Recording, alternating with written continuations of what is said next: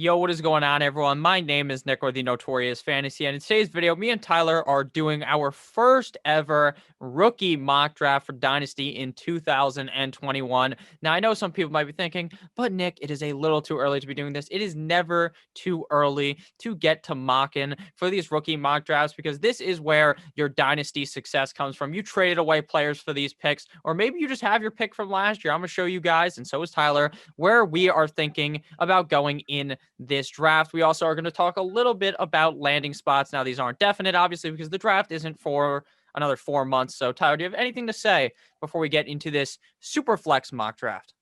Yes, hello. That's number one. Present myself into the room. Hello, I'm Tyler. Hello. Was not talking to a ghost in his room.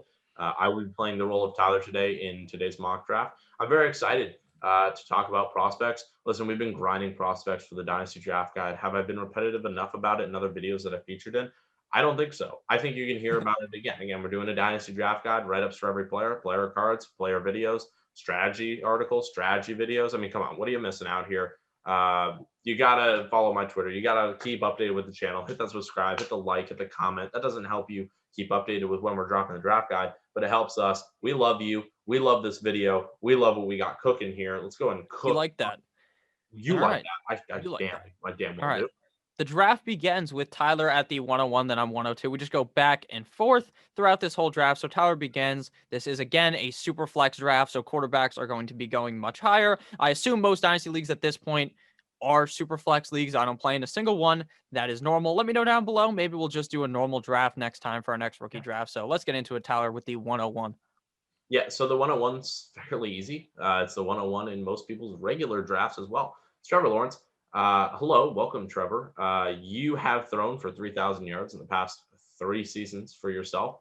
You've thrown 30 plus touchdowns in both your freshman and sophomore year. Congratulations. You never thrown more than 10 picks in a season. You keep the ball safe. You have rushing abilities.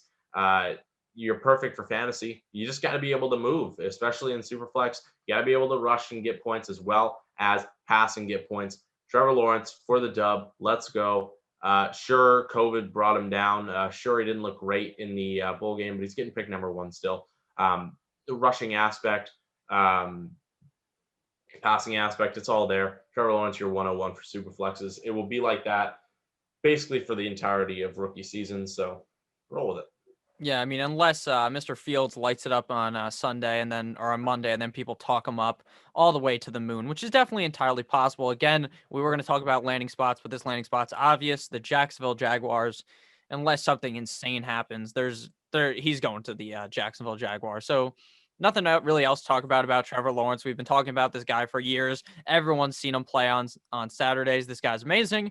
You draft him at the 101. At the 102, now I'm gonna go a little bit different than the rest of what people do. I want to go with Zach Wilson, quarterback out of Bimington Young University, I believe is how you say it, BYU. Now, this man has gotten better all 3 years of his collegiate career, and this year the guy was absolutely on fire, throwing 3,692 yards, 33 tutties to just 3 INTs. And that's not the only kind of way that he builds his game. He's also very talented at rushing the ball, and that is something that you look for in a fantasy football quarterback, a guy that can both air the ball out as well as rush it. Now, I'm not necessarily in the standpoint where the guy has to be mobile to be worthy of a fantasy football draft pick, but as of recently, guys that are able to get it done with their legs, Josh Allen, Kyler Murray, Lamar Jackson, they all check those boxes. Now, I'm not saying Zach Wilson is that, but this guy's a very talented passer. And if he lands in the correct situation, which I believe he could, we could really see a big season out of Zach Wilson, especially if he lands, or not even really season, because we're looking at this guy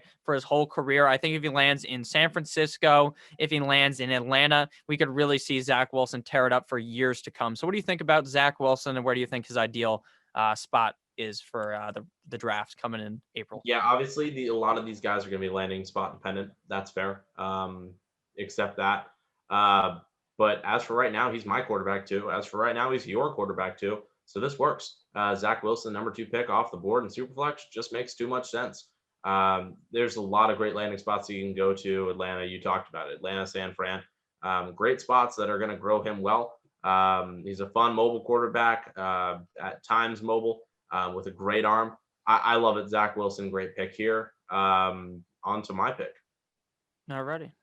His name's Najee Harris. Not that hard. Again, in the back-to-back years where he kind of took over the bulk of the role in the running back system for Alabama, obviously, it's a running back factory. Guys come out of there all the time. Josh Jacobs, Damian Harris, these are guys that were Sony there Michelle. when he was there, and took over some freshman and sophomore work from him. But the past 2 years where he's been the quarterback, over 1,000 yards rushing in both of those years, over 300 yards receiving both of those years, 27 receptions, 36 this year, which is fantastic. 3 touchdowns this year. He had 7 receiving touchdowns last year. He finds the end zone. Not even to mention his rushing touchdowns, which 13 is junior year, 24 rushing this year in an all SEC schedule. I mean, that's just ridiculous. Najee Harris, fantastic. Obviously, him and ETN are back to back right there. As we'll see with the next pick, they're interchangeable. The best landing spot will find who goes higher. Najee Harris will be my pick, although it was a coin flip. It could have been him or the next guy you picked, Travis Etienne. Yeah, Travis Etienne is my pick at the 104. This guy, just like with Najee Harris, can do both things. He can run the ball as well as catch the ball. Last season at Clemson, he had 48 receptions. The year prior to that, 37 for Mr. Etienne, 500 yards. This year, last season, 432. Now, his rushing numbers are also very good. He had almost 1,000 yards this season with 914 with 14 tugs. And in 2019, he had 1,614 yards, 19 touchdowns. And his sophomore season, 1,600 rushing yards as well as 24 touchdowns. So these guys are touchdown machines in college, which should be obvious because they go to 2 of the better schools in the NCAA in Bama and Clemson. Etienne out of Clemson. I just think this is a no-brainer pick. At this point, unless you need a quarterback, both these running backs, depending on where they land, are going to be very, very good. Obviously, the ideal landing spots for a running back would be Pittsburgh, Miami. There's a couple other teams as well that these guys could land on, but I really think both these guys are going to really tear it up in the NFL, and I hope one of them comes to me and Tyler's Miami Dolphins. Yeah, absolutely. Leads to my next pick. So now the second Alabama guy off the board, I'm going to go Jalen Waddle, not Devontae Smith. I think Jalen Waddle is just a touch bit more electric. Both are basically the same, and that sounds tough, but Waddle a little bit bigger. He got hurt this year, ankle, tough. I think he comes back, speedy recovery. He may play in Monday's game versus Ohio State. Very possibility, very high likelihood. Kind of a shortened 5-game junior year here, but coming out, 25 receptions, 550 yards. 4 touchdowns. So in 5 games, that's really, really good. You're averaging over 100 yards. You're averaging almost a touchdown a game. He's going to do some damage in the NFL. I believe it. He's looked fantastic on the tape that he has. Jalen Waddle, my pick here at the 105. So dive into a guy who fell down our boards. Eventually we had to take him. He's a guy that both you and me are low on. I'll let you introduce him. All right, Justin Fields, quarterback of the Ohio State University. Now, as you guys are watching this, you may have seen him either this coming out tomorrow or on Monday. So actually probably he has not even played yet in the national championship game, but depending on that is really going to, in my opinion, skew how much people like this guy. Same thing against Clemson. He tears it up and people are loving him. Now, the biggest issue with Justin Fields, in my opinion, is that this guy stares a hole through the wide receivers. He does not very much look away from that first read, which is really going to kill him in the NFL, where guys can stare at your eyes and see where you're going to be looking to throw the ball. He has the rushing upside. Sure. He has big play potential. He has a huge arm. All of those things are very good. So Justin Fields could be a very good fantasy football quarterback because of those things. But in my opinion, I don't think he's going to be as great of an NFL quarterback as a guy like Zach Wilson or obviously in Trevor Lawrence. Now, it'd be very hard to find Justin Fields fall outside of the top 6 like this, if I'm being honest with you. So right here, I felt like there was a little too much slander. We had to go ahead and select Justin Fields here at the 101, 2, 3, 4, at the 106. Out of the Ohio State University. Let's just hope that he's able to fix some of those things I don't love out of him, and then maybe he can become that guy. I mean, I assume he's going to get picked to the Jets. That's, I guess, not his ideal landing spot, but 100% where he's going to end up, unless somehow the Jaguars take him at the 101, which in my opinion, I highly doubt happens. So what do you think about Fields? Again, we both really are kind of not against the grain, because the real grain is that he is the clear number 2 best quarterback in this draft. Yeah. My next pick is going to be Kyle Pitts. Yeah, he fell long enough. 107, first tight end off the board. Probably the only tight end you'll ever see in the first round, and he rightfully deserves to be there. 8 games this year in his junior year, 43 receptions, well over 700 yards, pushing 800, and 12 touchdowns. This guy's a touchdown freak. He's just a go-to. You can line him up outside. You can line him up in the slot. He's a dynamic playmaker he's just going to translate incredibly well to the NFL. He's got incredible size. He's 100% a receiving tight end, although he's worked on his blocking, which gets him on the field. That's all you need for fantasy purposes. Him, unlike the Hawkinson types, the Fant types, where we're like, and then Troutman this year, where we're like, yeah, tight ends normally just good in their sophomore year. Just stash him and let him sit. This is not going to be a wasted first round pick. He's going to make an immediate impact, and I'm certain of that. Watch Kyle Pitts blow up. I'm ready for it. Kyle Pitts, let's absolutely roll here.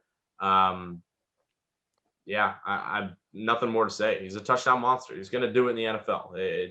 There, and that's all you need when you look for fantasy purposes. Exactly, especially if he lands to where a lot of people are projecting him at either New England or at the Los Angeles Chargers. My next pick here is Devontae Smith, the Heisman wide receiver out of Alabama. Now, if you guys watch college football, not a lot, you're just a kind of a casual fan. You're watching the playoffs, and you see this motherfucker score not 1, not 2, but 3 touchdowns on 7 catches last Saturday. You probably blew a load in your pants, because this guy is straight up amazing. 105 receptions in 2020, 1,600 receiving yards, and 20 touchdowns.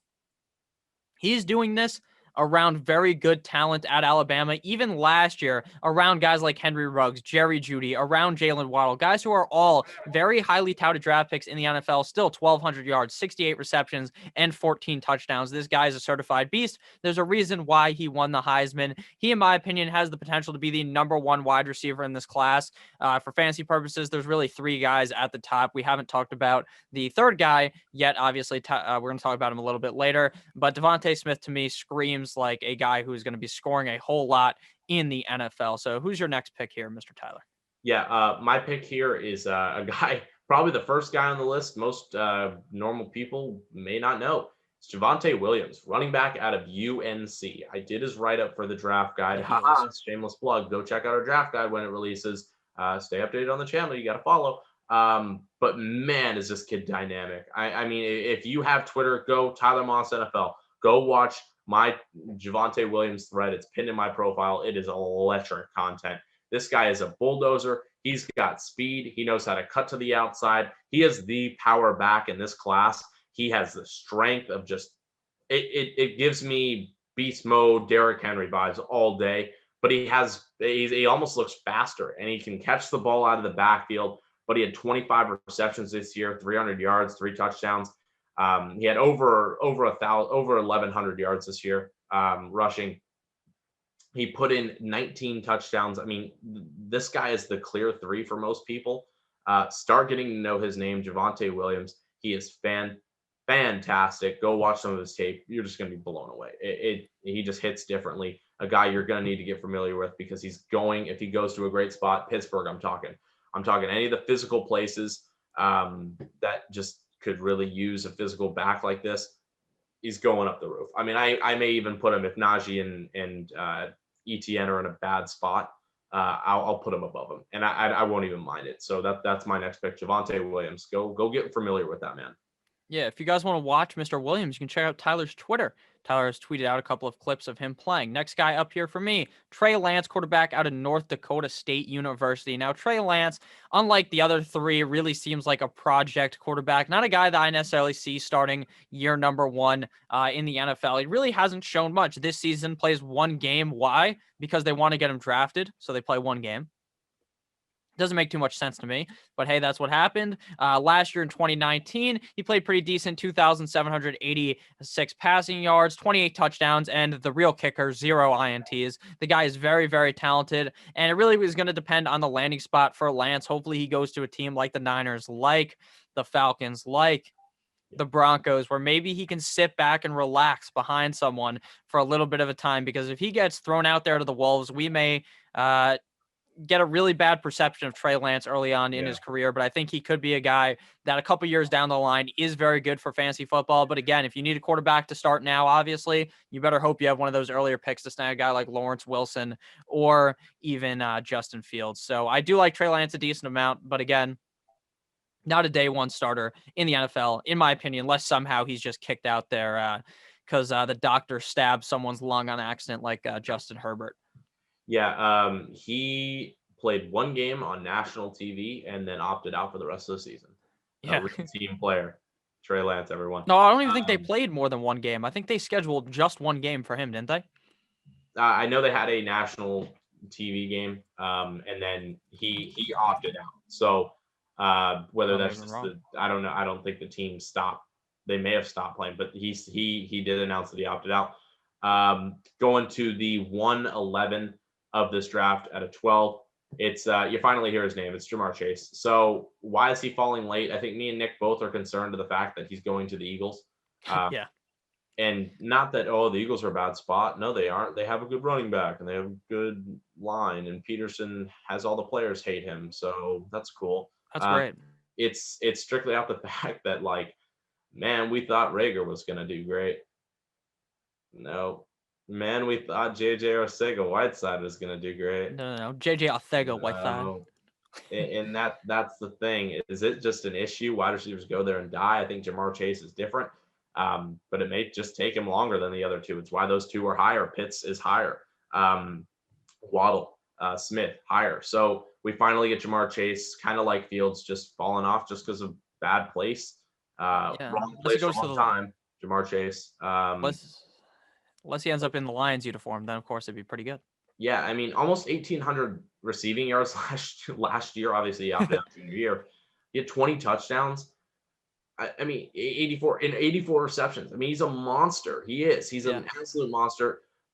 But we needed to see him this year. I wanted to see is he just the factor of this LSU offense that was the 2019-2020 season offense, where they're just like benefited off of the fact that everyone's there was draft picks. I mean, I think they had 3 or 4 linemen that are currently starting for teams, or at least are on rosters. They had Burrow, obviously, CEH, Justin Jefferson.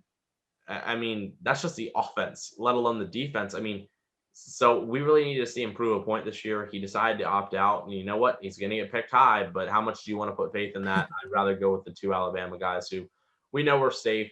Roll with them, but Jamar Chase finally comes off with the 111. All right, so the final pick of this rookie mock draft for Superflex is going to be my pick. Now, there are other wide receivers you could go here. There's Rondale Moore, Chris Olave, Kadarius Toney, Daz Newsome. There's all types of guys that you could go here, but we're going to go ahead and select Mr. Rashad Bateman, gopher wide receiver out of Minnesota. Now, this year, the Minnesota, not Vikings, the Gophers did not play too many games. So Bateman, 36 receptions, 472 yards, 2 touchdowns. Nothing special about that, obviously. But last year in 2019, 60 receptions, over 1,000 yards, and 11 touchdowns. He seems like a guy who could fit very well in the NFL. But again, when you're looking back at these guys later in the draft, we're really depending upon landing spot here. If he lands on a very good team, then we could see something very good out of Bateman. If not, it would be a little bit more worrisome. So what do you think about Bateman, considering I feel like you like Bateman as well? Yeah, I don't mind him. Let me pull up my rankings. I think I have him at the 4. Listen, I haven't deep dived the wide receivers as much as I'd like to. I have been grinding running backs and quarterbacks. But Bateman, from what I've heard, is just fantastic. He's got great size. He's a really good X wide receiver from what I've seen. Solid hands, goes up and makes plays. This is what you want. This is a really good pick for you. Good to wrap it up. I have a dark horse pick if you want to hear it. Sure, let's hear Tyler's final pick. That doesn't even count for anything, but sure. No, his final counts pick. for nothing. Nothing. But his name's Kylan Hill. I want you to watch Kylan Hill in the draft. I will probably mention it the next time we do Rookie Mock 2.0. Kylan Hill is fantastic. He has hands, I think, the best in the class. He has the best receiving ability in the class. He has some of the best pass blocking in the class.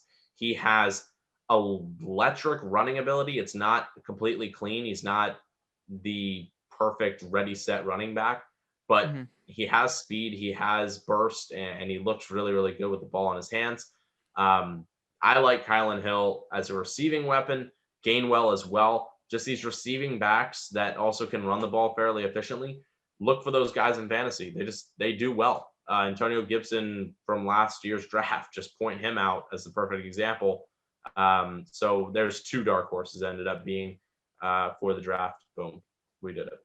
Bet. Thank you guys for watching this video. If you did end up enjoying, let us know down below what order you would have picked these players, because that really helps us out SEO wise. If you leave a comment, even if your comment just Oh, yeah. says something fucking completely unrelated to this video, like apple juice or something, I'd really appreciate it. So, Tyler, do you have anything else to add in? Again, guys, make sure you guys check out the draft guide. Not out yet. We'll be talking about it a billion times. Until it drops, there will be a website, name pending.